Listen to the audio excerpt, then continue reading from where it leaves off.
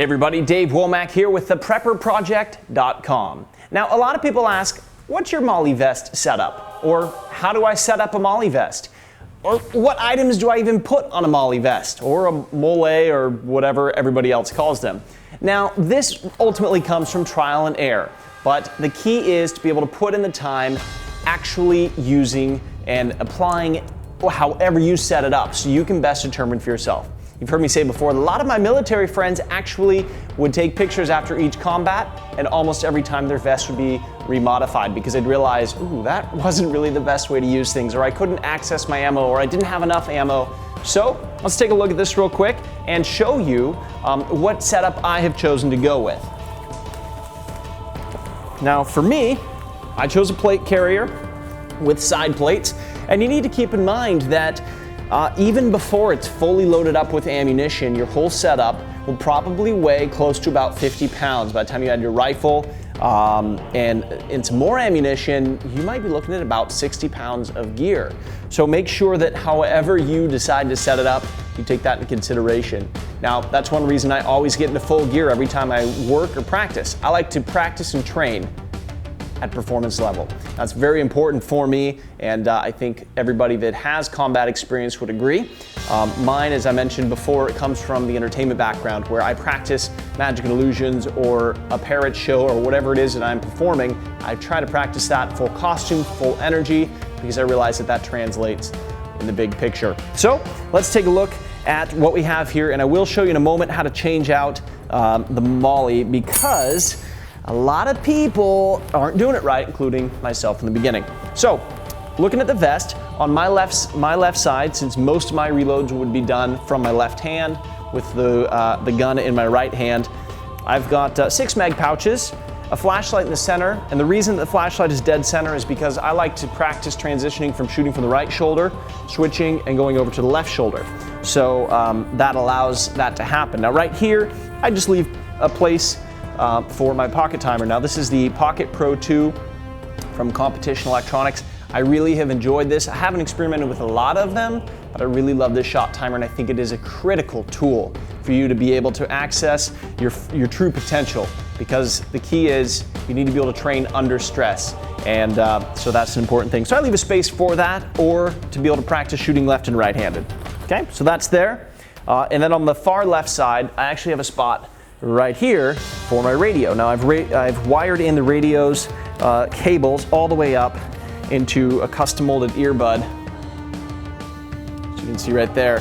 So that actually ends up going in my left ear, so I have full access to my radio at all times, as well as a push to talk button right here, which the radio can be programmed to be able to actually just go off of noise, which I haven't experimented with that enough, but I don't really think I want to do that because the sound of gunfire would then relay to everybody on the radio. So anyway, let's dive into changing out what some people prefer. These tops right here, I personally don't like them, so I'm going to show you how to change that out right now. Okay, so first things first, we're actually going to take the magazines out of the pouch. And again, I don't really prefer these Velcro top mag pouches. They were the first ones that I ever shot with, and I think that they're just too slow. If you watch some of our other videos, you actually see the speed comparison. We like to modify things to be faster. The favorite video of mine that my brother shot is the AR-15 bolt assist video. You can see that at theprepperproject.com as well as our YouTube channel. But basically what happens is he was able to shave 1 entire second off of his reload using just this one thing. It's an AR-15 bolt assist video, so check that out. It's a really good video. But you know, those modifications make a big difference. Now, had he shot that video with open top pouches, I know there's a taco pouch, there's just an open top, there's the flaps. He shot it with flaps. I bet he'd shave another 1/4 of a second, if not a half second off of his overall time. So that's why we're gonna switch these out right now, get rid of the magazines. Now, when I first started to load my Molle attachments onto my vest, nobody ever told me you had to weave them. Now that might seem like just brain dead obvious to a lot of you guys, but for those of you that are new to all of this, because everybody starts somewhere, I'm going to show you exactly how to do that. And right now it's just the time-consuming process of unweaving it, but the reason I'm leaving this in the video is because you can actually see how secure they are even if they came unsnapped. These pouches, they're not going anywhere, and that's really ultimately what you want. So As you're watching this, if you want to follow along, feel free, but you're going to want to go ahead and get a butter knife and get that ready. You don't want any sharp edges on it. You just want it to be able to help maneuver everything. A flathead screwdriver would work just fine as well.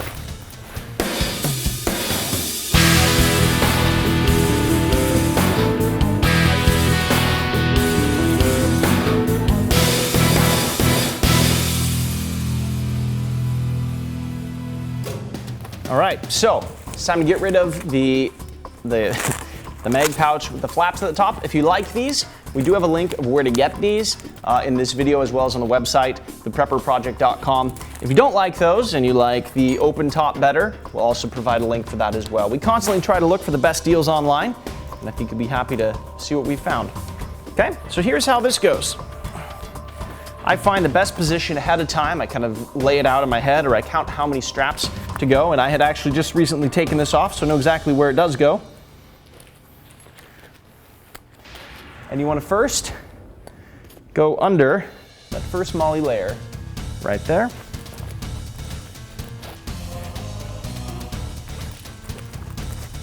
And the knife's here to basically assist by lifting up and just acting as a thin extra finger.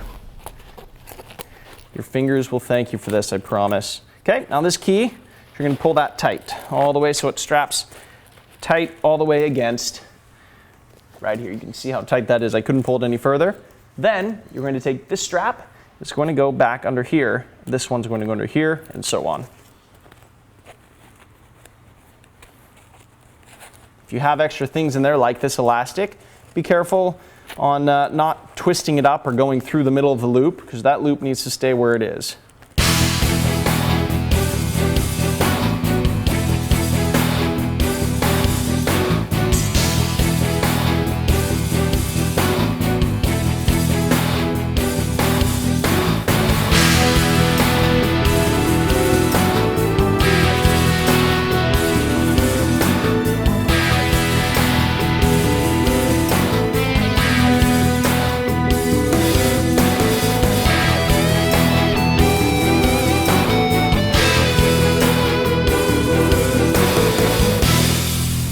That's it. And the final step is to snap those down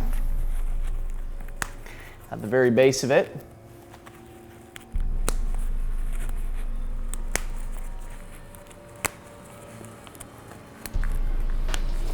And give it a nice kind of final positioning tug to straighten everything out.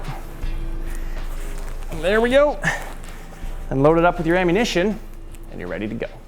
One last closing thought on how to load your ammunition in. It's important that you always do it the same way, and that every mag pouch is always positioned the same direction, no matter what. So play around with it, figure out which way you feel you are able to do your reloads fastest, and then remember that and continue from there. Personally, I like my bullets facing to the right. It makes it a lot easier to be able to access them and get them in the gun with the least amount of wasted movement.